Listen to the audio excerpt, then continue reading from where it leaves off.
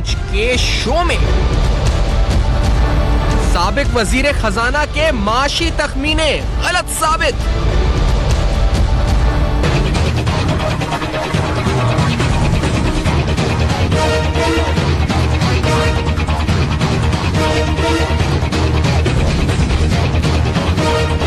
Dollar की ऊंची उड़ान, नाकिस इक्तिसादी पॉलिसियां बेनकाब, दावे धरे के धरे माशी एदादो शुमार का हेर फेर बेनकाब।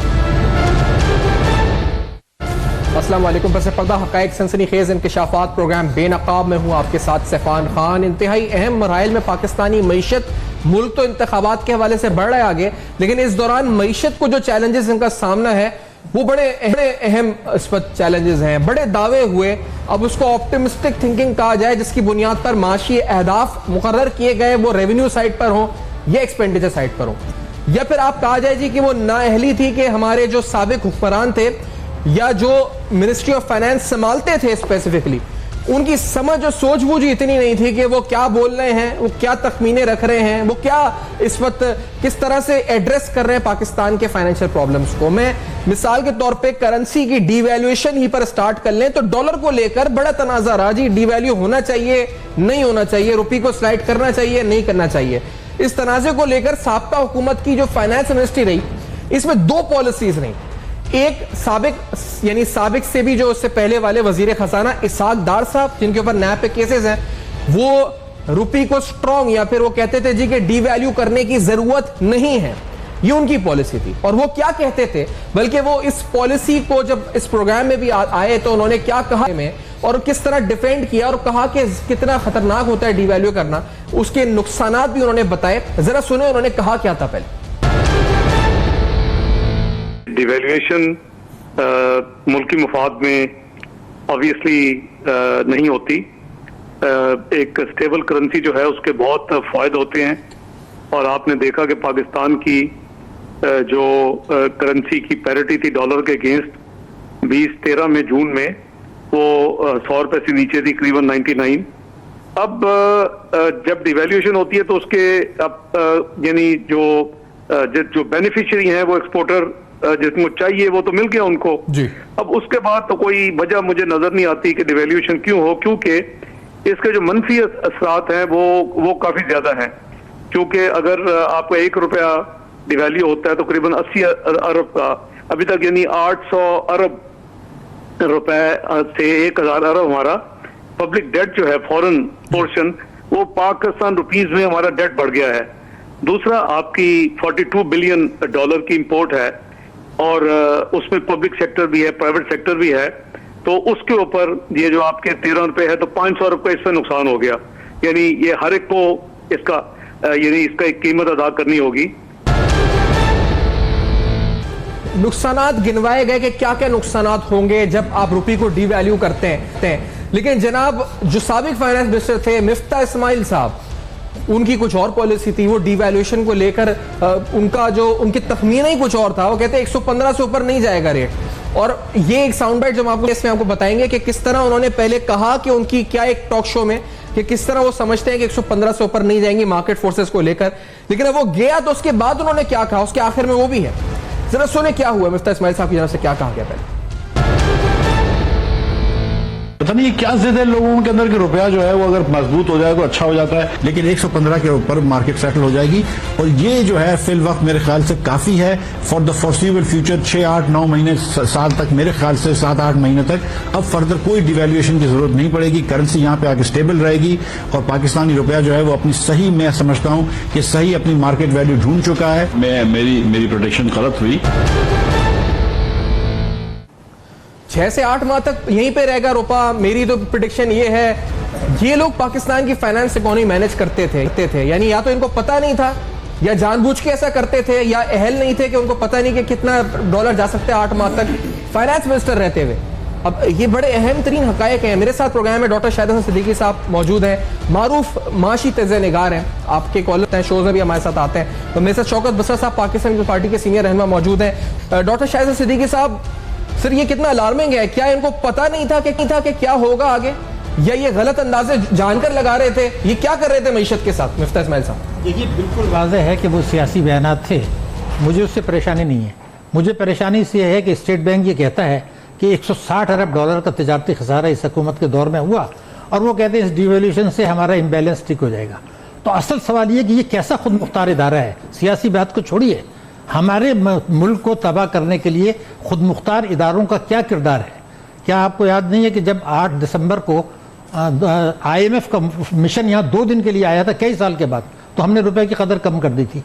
अब शमशाद अख्तर साहबा जो हैं, इनके मुज़ाकरात शुरू होने वाले हैं IMF के साथ, और उसमें वो बात करने की तैयारियां कर रही हैं गैर रस्मी तौर पर कि जनाब अगली हुकूमत आपकी खिदमत में का वो अपना लेके आएगी कार से बुदाई। लेकिन आपका ऐसा मतलब ये कि खजाना खाली छोड़ के गई जो पिछली हुकूमत थी? ये जो दावे थे कि इतना इनफ्लो आ जाएगा, इतना हो जाएगा, ये प्रोजेक्शंस थी 115 पे डॉलर रहेगा, ये सब झूठ था? ये जानबूझ के गुमराह किया गया कौम को? क्या किया इन लोगों ने? ये क्या हुआ है? मैंने आपसे कहा ना कि सियासी बयान था, लेकिन सवाल ये कि स्टेट बैंक भी तो ये कह रहा था कि 105 का रेट जो है मुनासिब है। आप पढ़िए उसका 8 दिसंबर को जो उन्होंने कहा था कि इस वक्त जो हमने 105 रुपए का रेट है ये मुनासिब है। तो स्टेट बैंक कह रहा है मेरी परेशानी जो है वो ये है। सियासी बयान तो आते जाते रहते हैं। इन्होंने क्या कहा था? ये क्या कर रहे हैं? ये पाकिस्तान की कायदे आज़म ने कहा था स्टेट बैंक पाकिस्तान की खुद मुख्तारी की अलामत है। वो तो इसको तबाह करने के लिए गलत जानबूझकर आदत व शुमार पेश करते रहे, और स्टेट बैंक ने तो जानबूझ के नवंबर 16 में हमारे जो प्रोजेक्शंस की करंट अकाउंट डेफिसिट की कि 1.5 अरब डॉलर से ज्यादा रहेगा, वो तो 12 अरब डॉलर पे जाने वाला था। तो आप ये मुल्क की सलामती की फिक्र करें, हमारे इदारे क्या कर रहे हैं? आज भी जैसे मैंने कहा 160 अरब डॉलर 160 बिलियन डॉलर्स के बाद स्टेट बैंक कहता है कि ये रुपए की कदर जो एडजस्ट हुई है, थोड़े बहुत हमने जो उठाए हैं इकदाम, इससे हमारा कंटेन हो जाएगा। किसको बेवकूफ बना रहे हैं आप? हम बुरान की तरफ जा रहे हैं, हम IMF की खिदमत में जा रहे हैं, हम कौमी सलामती को दाव पे लगा के अमेरिका की न्यू ग्रेट गेम के तहत डू मोर की कंडीशन एक्सेप्ट कर रहे हैं, और ये हमें कौम को ये दिखा रहे हैं। तो ये पाकिस्तान की सलामती और मईशत के खिलाफ साजिशें हैं। इनको इदारों को पकड़ना चाहिए। अफराद तो जाते रहते हैं। सही कह रहे हैं सर, ये इदारों ने भी सियासी बयान दिए, इसका मतलब तो ये पिछले दौर में ऐसे सियासी बयान जो हमारी सलामती के लिए, और मैं आपको बता दूं कि जानबूझकर गलत हकाइक, गलत आदत व शुमार पेश किए थे। शमशाद अख्तर साहिबा ने जब गवर्नर स्टेट बैंक थी, मैं आपको तारीख बता सकता हूं कि 20 नवंबर 2008 को जो उन्होंने खत लिखा था उसमें गलत हकाइक बयान किए और ये बताया कि मुशर्रफ दौर में शानदार कारकर्दगी थी। और उसके बाद ये भी कहा कि हम जो आपके ऊपर कर्जे की दरखास्त लेके आ रहे हैं, मैं रिकॉर्ड पे बता रहा हूँ, कर्जे की दरखास्त लेकर आ रहे हैं और आपकी शराइत के तहत हमने पहले ही रुपए की कदर गिरा दी है, हम पहले ही जो है यूटिलिटीज के नर्ख बढ़ा रहे हैं, हम पहले ही शरह सूद कर रहे हैं। वही जो उन्होंने नवंबर 2008 में लिखा था वो खत जो है आज भी IMF की वेबसाइट पर है, वही हरकतें आज हो रही हैं। सवाल तो ये है कि हमें ये देखना है कि हमारी मईशत को जकड़ा जा रहा है, हमारी आज़ादी को जकड़ा जा रहा है, और ये लोग जो इदारे में बैठे हैं।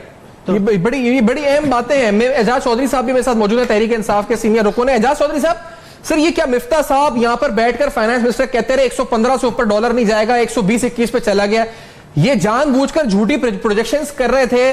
पता नहीं था कि किस तरह मामला चलाते हैं माली मुल्क के, या क्या मसला था? ये क्या किया इन लोगों ने मुल्क के साथ? जी बहुत शुक्रिया। जितना मैं मईशत को समझता हूँ मैं उतनी सी आपकी खिदमत में अर्ज करूंगा।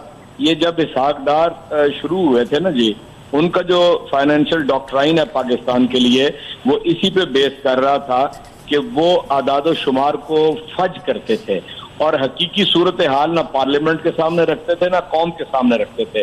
और वो इस तरह, यानी उनके पेश नजर इसके अलावा और कोई नहीं था कि ये हम अपना वक्त पास करें, पाकिस्तान डूबता है तो डूबता चला जाए। उसका नतीजा यही हुआ कि उसकी ही बनाई हुई पॉलिसी को आगे 6 महीने जब वो यहाँ से एब्सकॉन्डर हुए हैं तो उसी को लेके आगे बढ़ना पड़ा है। नतीजा इसका ये है आज कि हमारा ट्रेड डेफिसिट कहाँ चला गया है, हमारे फॉरेन रिजर्व्स कितने गिर गए हैं, जो एक्चुअल बताए जा रहे हैं, कहा यानी माहिरीन बताते हैं उससे भी ज्यादा गिर गए हुए हैं।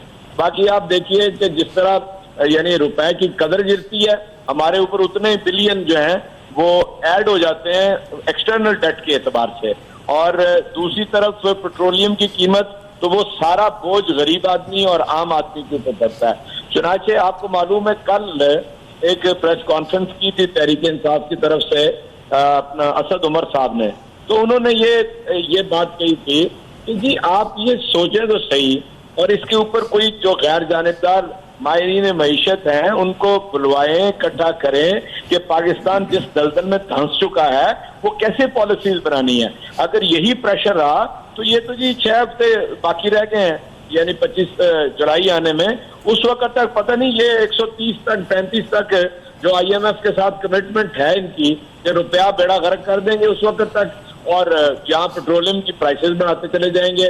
तो मुझे तो ये लग रहा है कि ये जो हमारे निगरान हैं मईशत के एतबार से उसी एजेंडे को लेके आगे बढ़ रहे हैं जो बैनुल-अक़वामी तौर पे हमारे ऊपर मुसल्लत करदा है और जिसको शुरू करने में इसहाक डार असल जिम्मेदार है। अच्छा, और शौकत बसरा साहब आपकी तरफ आते हुए सर ये क्या आखिरकार किया है? एक तो या तो होता है कि आदमी इनकॉम्पिटेंट होता है, उसको पता नहीं होता कि क्या होगा। उन्होंने कहा, आपने, मैंने सुना है उनका बयान, आपको सुनवाया, उन्होंने कहा 8 माह तक डॉलर इधर ही रहेगा 115 पर। या तो इनकॉम्पिटेंट थे या जानबूझकर गलत गुमराह कर रहे थे कौम को, क्या कर रहे थे ये लोग? देखिए, पहली बात तो डॉक्टर साहब ने मेरे ख्याल में दरिया को कूजे में बंद कर दिया, वो एक फाइनेंशियल एक्सपर्ट हैं।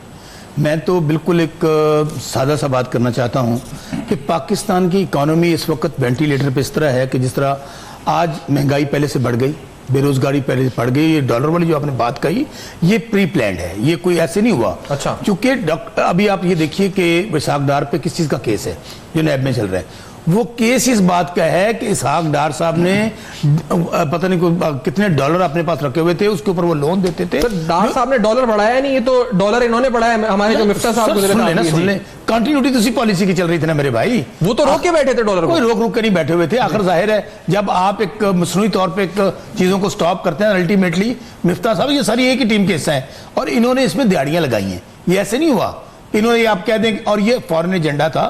जिस तरह मैं समझता हूं कि इदारों पे हमला हुए हैं, वो एक फॉरेन एजेंडा था। ये भी पाकिस्तान को कमजोर करने के लिए एक कानून, जाहिर है अगर आपकी पाकिस्तान की किसी कंट्री की इकोनॉमी खत्म हो जाए, मैशियत खत्म हो जाए, वहां पर फाके हों, धमाके हों, वहां पर भूख हो, अफलास हो, मुझे बताएं मुल्क कहां पे जाएगा? एक सोची समझी साजिश के ताबे एक तो उन्होंने माल कमाया, एक उन्होंने जो नवाज शरीफ चला जाएगा, मुल्क में महंगाई आ जाएगी, नवाज शरीफ चला जाएगा, यहाँ पर बिजली नहीं होगी, नवाज शरीफ चला जाएगा, रोजगार नहीं होगा। मेरे भाई ये इंतहाई अफसोसनाक है।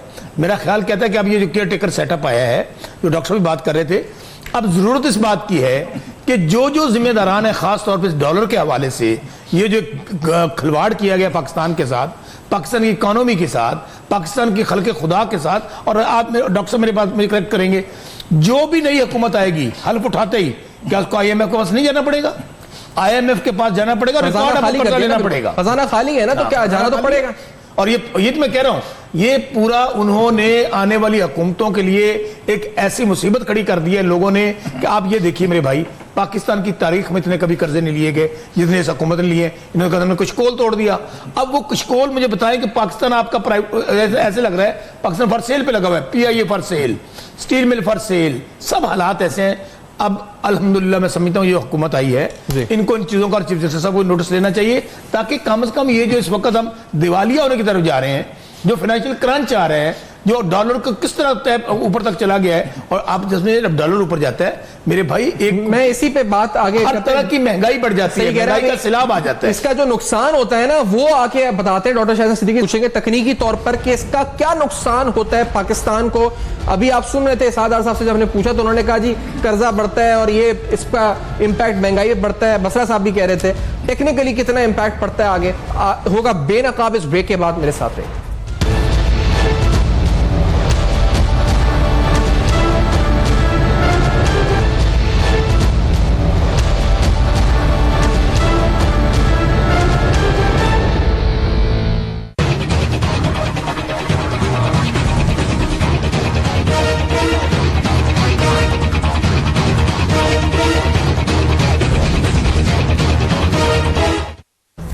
Welcome back. आप देख रहे हैं बेनकाब। खजाना खाली छोड़ के गए आगे, अब केयर टेकर सेटअप, आगे IMF की बातें फिर से शुरू, मामला सारे, रिजर्व्स देखें, पाकिस्तान के रेवेन्यू प्रोजेक्शंस बहुत ज्यादा ओवर ऑप्टिमिस्टिक, और फिर दावे करने के बाद अभी भी हंस रहे हैं, कह रहे हैं हाँ जी 115 कहा था, बढ़ गया, प्रेडिक्शन गलत हुई, 6 से 8 माह में।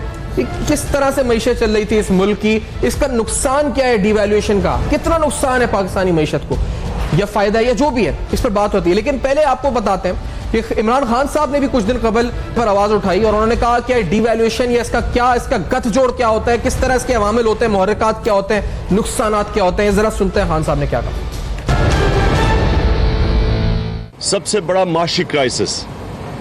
इस वक्त रुपए के ऊपर जो प्रेशर आपको नज़र आ रहा है, जैसे जैसे रुपया गिरा है, पाकिस्तान के कर्जे भी बढ़ रहे हैं और इससे महंगाई भी बढ़ेगी। ये क्यों रुपया गिर रहा है? क्योंकि इनको ने नवाज शरीफ और इसाक डार ने मिलके जो इस मुल्क की इकॉनमी को तबाही की है, जो रिकॉर्ड खसारे किए हैं आमदनी और खर्चे में, रिकॉर्ड खसारा है इंपोर्ट और एक्सपोर्ट में। ना ये माशी हालात को ठीक कर सकते हैं, ना ये मनी लॉन्ड्रिंग जो 10 अरब डॉलर की मनी लॉन्ड्रिंग है, जिसकी एक वजह रुपए की गिरने की। अगर ये 10 अरब डॉलर पाकिस्तान में रह जाए तो ये रुपया ना गिरता। रुपए की डॉलर की कमी है तो उसकी कीमत ऊपर जा रही है। तो ये जो माशी हालात हैं ये बिगड़ रहे हैं, बिगड़ेंगे, इनके पास कोई जवाब नहीं है इसके। डॉक्टर शाहिद सिद्दीकी साहब, कितना नुकसान है इससे? और ये कहते हैं कि जिस तरह 130-35 की अभी कह रहे थे एजाज चौधरी साहब, वो is not an economic expert, लेकिन ये खदशात हैं लोगों को कि इतना आगे तक चला जाएगा। और आपकी क्या प्रोजेक्शंस हैं और क्या नुकसान होगा इससे? डॉक्टर साहब, पहले मैं आपको बता दूं कि शौकत साहब ने एक बात की है, फॉरेन एजेंडा जी। मैं आपको कहता हूँ इस बात के दस्तावेजी सबूत मौजूद हैं। ये जो बहरान आया है इसको हमने फॉरेन एजेंडा फॉलो किया है। अब 2015 में एक्सपोर्ट गिरी, 2016 में गिरी, 2017 में गिरी। जब 3 साल से ये बरामदात गिर रही थी तो आखिर क्या सोच रहे थे? क्या पाकिस्तान की 70 साल तारीख में कभी 3 साल तक लगातार गिरी हैं? और क्या ये IMF से जो कर्जा लिया था उसकी जो शराइत थी उसके मुताबिक उसमें नहीं कहा गया था कि हम बिजली पेट्रोल के नर्ख बढ़ाएंगे? तो ये एक फॉरेन एजेंडा फॉलो किया गया है। और जैसा मैंने आपको बताया, स्टेट बैंक ने नवंबर 16 की रिपोर्ट में जानबूझ के कहा कि जी कोई बुरान नहीं है करंट अकाउंट डेफिसिट कंट्रोल में। ये फॉरेन एजेंडा है। और केयर टेकर्स ने जो गैर जिम्मेदारी का मुजाहरा किया है उसकी कोई तारीख में बहुत कम मिसालें मिलेंगी। उनको चाहिए था कि सुप्रीम कोर्ट में जाते और बनाते कि जनाब ये टैक्स एमनेस्टी स्कीम जो आई है इसकी वजह से सारी, अगर ये मंजूर हो गई तो सारी तबाही आ जाएगी। मसलन मैं आपको एक सीधी सीधी बात, फॉरेन एजेंडा डिवैल्यू करना है। फॉरेन एजेंडा पाकिस्तान को गैर मुस्तहकम करना है, पाकिस्तान को IMF के चुंगल में फंसाना है। और डिवैल्यू उसका एक टूल है। डिवैल्यू करना, डिवैल्यू उसका एक टूल है। महंगाई करके अवाम और हुकूमत में एतमाद का बुरान पैदा करना एक टूल है। IMF के पास जब जाएंगे तो अमेरिका की शराइत आएंगी, डू मोर, कौमी सलामती को दाव पे लगाएं। तो ये तो एक एजेंडा है। लेकिन सवाल यह है कि निगरान हुकूमत ने क्यों उसके साथ कोऑपरेट किया? वो कल कोर्ट में परसों क्यों नहीं गए और उनको ये बताते कि जो टैक्स एमनेस्टी स्कीम पिछली हुकूमत ने मंजूर की है। मैं आपको एक सवाल पूछना चाहता हूं, जो 21 करोड़ पाकिस्तानी भी सोचें कि एक बिल्डिंग्स खड़ी हैं, प्रॉपर्टी खड़ी है, बैंकों में डिपॉजिट पड़ा हुआ है, आपकी दस्तरस में है और आप कहते हैं जी बैरूनी दौलत वापस लाएंगे। तो जो आपके कंट्रोल में है, इनको चाहिए था सुप्रीम कोर्ट में जाते कि जनाब बिल्डिंग्स में बैंकों के डिपॉजिट हैं, गाड़ियां हैं, स्टॉक एक्सचेंज के शेयर्स हैं, उससे 2000 अरब रुपया मिल सकता है। आप ये अहकाम जारी करें कि मुल्क के असासों में जो हमारे कंट्रोल में है और 6 महीने में 2000 अरब मिल जाएगा। हम पेट्रोल के नर्ख मजीद कम करेंगे और जो है पेट्रोलियम लेवी खत्म करेंगे ताकि बरामदात बढ़ें और हमें IMF के पास जाना नहीं पड़े। वो खामोश रहे और सुप्रीम कोर्ट ने इनडायरेक्टली उसको कहा कि जी हम इंटरफेयर नहीं करते। हालांकि वो तो पहले कह चुके थे कि हम इसको एग्जामिन करेंगे। अब मेरा सवाल यह है कि वो मुल्क की असासों पर हाथ डालने से क्यों ये तैयार नहीं है और पेट्रोल के नर्ख बढ़ा के रुपए की जो है वो। और आप जब कहते हैं सर कि ये फॉरेन एजेंडा है, इसका मतलब कोई करवा रहा है ये सारे मामला? फॉरेन एजेंडा वही होता है। IMF एजेंडा 22 अगस्त को जब ट्रंप ने पाकिस्तान के खिलाफ बयान दिया था उसके बाद से ये सारा ड्रामा शुरू हुआ। अब मैं आपसे एक सवाल पूछना चाहता हूँ। मैंने मुल्क की असासों का आपको बताया। अब मैं एक दूसरा सवाल पूछता हूँ। मिसाल के तौर पर मैं डिक्लेयर करता हूं जाके टैक्स एमनेस्टी में कि मेरे पास 3 करोड़ रुपया है कैश, अब मुझे 5% टैक्स देना पड़ेगा, मेरे पास धेला नहीं है।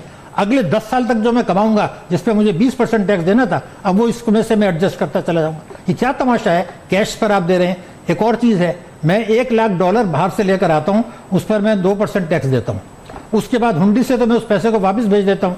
अब मेरे पास नकद नहीं है, उस नकद नहीं है लेकिन बुक्स में है, तो मैं जो आइंदा कमाऊंगा वो यहां से देता जाऊंगा। तो ये केयर टेकर्स की जिम्मेदारी थी कि वो जाके सुप्रीम कोर्ट में बताते कि जनाब हम फरीक हैं, आप हमारी बात सुने, पिछली हुकूमत तो ये करके चली गई तमाशा। उन्होंने क्यों नहीं किया? अगर नहीं किया, अब भी वक्त है, कि आप वो उसको कहें एफबीआर को 3 दिन के अंदर जितने असासे प्रॉपर्टीज गाड़ियां हैं कंप्यूटर में डाल के लिस्ट बताएं और सुप्रीम कोर्ट में जाएं कि जनाब ये देखिए ये नुकसानात हैं, ये खतरात हैं, इसमें आप ये तब्दीली की हमें इजाजत दें। मैं आपको वो नुकसान बता रहा हूं कि जिससे पाकिस्तान की मईशत की तबाही का मसला नहीं है, 20 करोड़ 21 करोड़ आवाम की महंगाई का मसला नहीं है, ये है फॉरेन एजेंडा। हमारे सीपेक को नुकसान पहुंचाना चाहते हैं, हमें डू मोर कराना चाहते हैं, और ये हम खुशी से कर रहे हैं। हमारे सुतून जो है इसमें ताउन कर रहे हैं। अब आइए बताइए कि आपका $90 बिलियन का कर्जा है एक्सटर्नल, अगर आप 5 रुपए से देंगे 450 अरब बढ़ गए। सही बात है। $60 बिलियन की आपकी इंपोर्ट है, ये सारी की सारी महंगी होगी। ये सर्वाइवल का मसला है, नेशनल सर्वाइवल का मसला तो ये सवाल ये पैदा तो ये करें, कल ये जाए सुप्रीम कोर्ट। लेकिन ये बड़ी हैरानकुन बात है शौकत साहब, आप सियासत को देखते हैं, मुझे ये समझाएं, क्योंकि नवाज शरीफ साहब के बाद शाहिद हसन अब्बासी साहब आए। अब्बासी साहब के ऊपर LNG का केस अब नैब ने इंक्वायरी दोबारा खोल दी है, बंद इंक्वायरी दोबारा खोल दी है, आगे उसको आपको डॉक्यूमेंट के जरिए दिखाएंगे भी हम। लेकिन ये बस साहब मिफ्ता इस्माइल साहब, शाहिद हसन अब्बासी साहब की जो टीम आई थी, ये टीम तो यानी और ज्यादा टेक्निकली बड़ा वेल इक्विप्ड थी, जिस तरह से ये काम कर रहे थे माशाल्लाह ज्यादा समझदार समझबूझ वाले लोग थे, और बड़ा अच्छे तरीके से उन्होंने बड़ा हैंडल किया मामला जो अब सामने आ रहे हैं। प्रोजेक्शन ने गलत करी हुई थी, ये क्या सियासी तौर पर बदमाशी तौर पर नहीं, क्या हुआ है? आप जो है ना बहुत शरारती हैं। इस सवाल के अंदर ही इतनी बड़ी शरारत है, दादा करे, यानी कि नैले पे नैले आप कह रहे हैं कि बहुत बड़ी टीम है, ये न्यूटन है, अफलातून है, सुकरात है। बिल्कुल आपने, मैं समझता हूँ जो बातें की हैं भाई, ये सब दिहाड़ियां लगाने वाले थे, सबके कमीशन थे, इनको मुल्क से कोई गर्ज नहीं थी। आप देखें ना, एक हटा दूसरा आया, दूसरा हटा तीसरा आया। यहां पर मेरे भाई असल में अगर आप तय तक जाएंगे ना, ये जितने आप देखिए इनके क्या आपस में मफादात है। शायद खाकान अब्बासी को PM बनाने का क्या मकसद था, उनके अपने बिजनेस इंटरेस्ट हैं। LNG का जो वाकया हुआ, जो आपको दूसरे ममालिक से, डॉक्टर साहब मुझे करेक्ट करेंगे, ये ईरान वाला जो हमने वायदा किया था ये मुकम्मल कर लेते, सस्ती गैस थी उसको छोड़ दिया, किसी और मुल्क के पास चले जाते। कतरी वाला खत जो है ना उसको अब जोड़े इन तमाम चीजों के साथ। सैफरमान वहां बैठा था, सैफरमान, LNG प्राइम मिनिस्टर और ये नवाज शरीफ वगैरह, इनके सब इंटरेस्ट थे, सब कमीशन थे। सो ये एक ही लड़ी के सब दाने हैं, इनको आप एक को उठा लें, दूसरे को उठा लें, इन सब ने मिलकर वारदात डाली है। जब अब ये नैब, फिर कहते हैं नैब जो है इंटेलिजेंस लोग कर रहे हैं। अब आपके सवाल जो हैं, ये आप यही नैब इनको उठाकर पकड़ ले कि भाई इनको सबको इंटेरोगेट कर लो, शायद खाकान अब्बासी को, मिफ्ता इस्माइल को, तमाम को। सागदार तो था ही था इसकी लाइन का हिस्सा। आपको दूध का दूध पानी का पानी हो जाएगा। और यकीन माने कि इस वक्त इतनी अलार्मिंग सिचुएशन है, इसको कोई समझ नहीं पा रहा। मैं फिर कह रहा हूं, किसी मुल्क को तबाह करना हो, उसकी इकोनॉमी शटर कर दो, उसकी मैशत का बेड़ा गर्क कर दो, वो हो चुकी है। और उसके जिम्मेदार कौन है? क्या कोई खलाई मखलूक आ गई थी? क्या कोई बाहर से लोग आए हैं? भाई यही लोग हैं जो उनके साथ मिले हुए थे, उन्होंने बैठ के तमाशा किए। और ये आप देख रहे हैं, डॉक्टर साहब बता रहे थे कि ये मसला महंगाई वगैरह का नहीं है, ये तो आपकी सालमियत का मसला खड़ा कर दिया है। इस तरह के मामला, इस तरह से मईशत को लाके खड़ा कर दिया। बिल्कुल सही कह रहे हैं।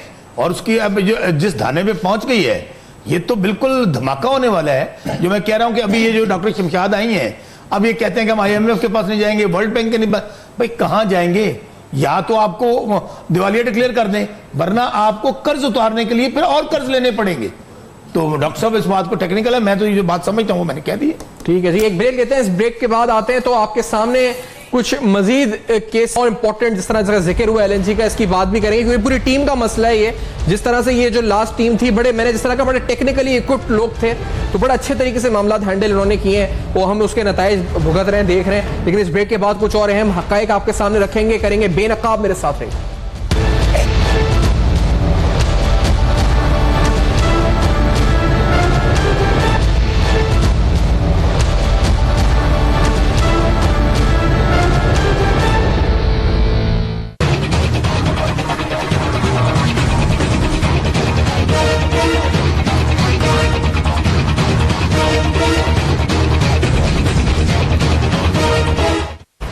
Welcome back. आप देख रहे हैं बेनकाब। तो आप ये देखिए कि अब भी हम IMF के चुंगल में जाने से बच सकते हैं, वरना देखिए अब आना शुरू हो गया, जब से निगरान आए हैं, आगे जो बर्फ पिघल रही है अमेरिका के साथ। ये आप बिल्कुल ठीक कह रहे हैं, आपकी बात के चले ये सब करें, ये DC रेट्स वाला मामला।